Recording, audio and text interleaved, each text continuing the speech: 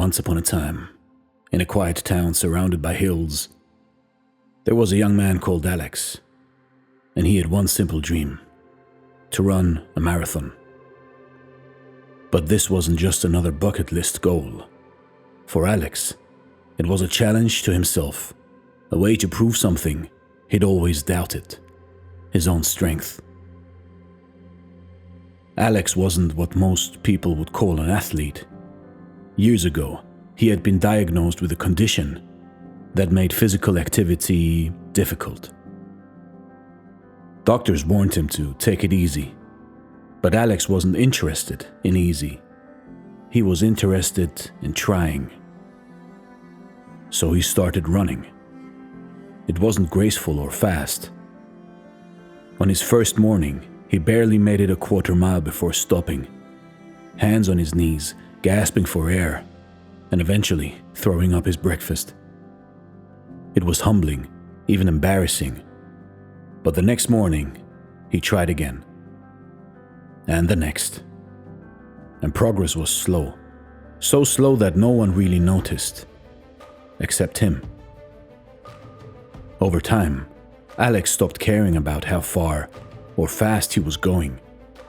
What mattered was showing up. Rain or shine, he laced up his sneakers and hit the trail. Small milestones added up. First a mile, then 2. He wasn't competing with anyone else, only the part of him that wanted to quit. And when Alex signed up for his first marathon, people didn't know what to think. Some were encouraging. Others thought he was setting himself up for failure. Why push yourself so hard? They asked. What's the point? You should take it easy. Remember what the doctor said. And Alex didn't have an easy answer.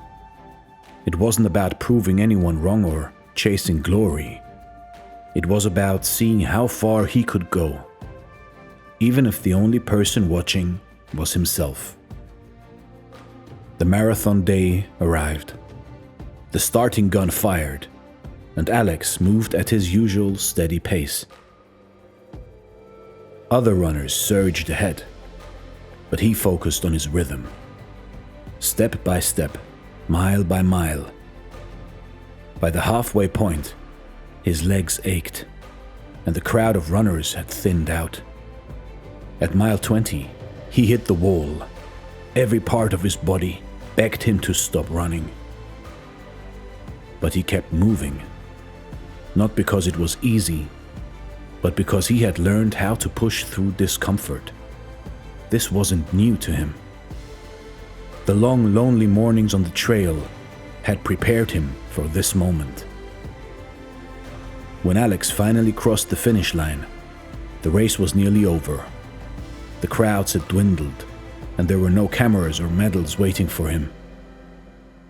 Just a quiet satisfaction that he'd done what he set out to do. His accomplishment wasn't about proving anything to the world. It was about proving something to himself, that he could stick with something, no matter how hard it got. Alex didn't become famous, and he didn't start calling himself a hero. He just kept running, day after day, chasing nothing but his own limits, and finding out that he was capable of more than he ever had thought possible.